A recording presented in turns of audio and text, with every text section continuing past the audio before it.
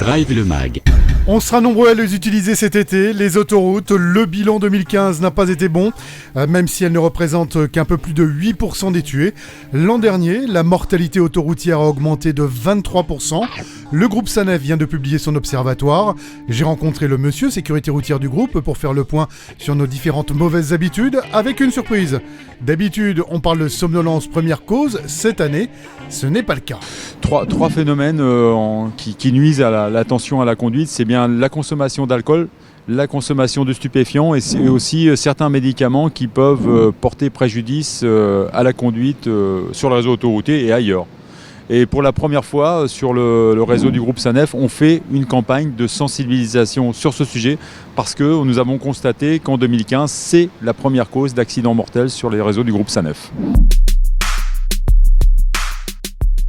Depuis la création de l'observatoire en 2012, on avait une stabilité de la vitesse. La vitesse moyenne était constatée à 127 km/h. Cette année, elle est passée à 129 km/h. On s'aperçoit aussi qu'on a une augmentation du nombre de conducteurs qui dépassent le 130 km/h réglementaire. On est passé à 43% des conducteurs qui dépassent 130 km/h réglementaire, c'est pratiquement un conducteur sur deux. On peut peut-être attribuer cette augmentation de la vitesse à un relâchement des conducteurs, peut-être un excès de confiance des conducteurs et puis peut-être aussi à peut-être que les conducteurs actuels croient que les différents événements qui ont lieu sur la France mobilisent les forces de l'ordre ailleurs et donc se croient pouvoir dépasser les limitations de vitesse en toute impunité, ce qui n'est pas vrai parce qu'on a toujours la présence des forces de l'ordre sur nos réseaux et les contrôles qui sont effectués de manière récurrente. Ces 2 secondes, c'est 2 traits qui séparent la bande d'arrêt d'urgence de la première voie. C'est la distance que vous devez respecter par rapport au véhicule qui vous précède. Et puis une règle toute simple actuellement, on voit qu'en France, on parle beaucoup de football. Il faut rappeler qu'à 130 km/h, il faut plus de la longueur d'un terrain de football pour s'arrêter.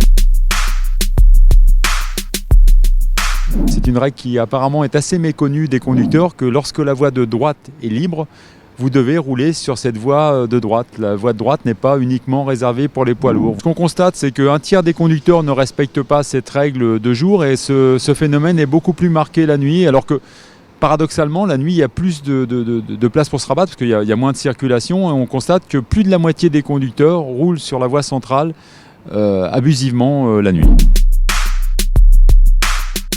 Déjà, on aimerait bien aussi que systématiquement tout le monde le mette déjà pour signaler sa manœuvre de dépassement. Il faut rappeler que c'est le seul moyen de communiquer avec les véhicules qui vous suivent ou qui vous précèdent. Et puis bien sûr, il est encore plus oublié pour signaler sa manœuvre de rabattement. Bon, donc c'est des sujets sur lesquels on va sans doute refaire des campagnes de sensibilisation.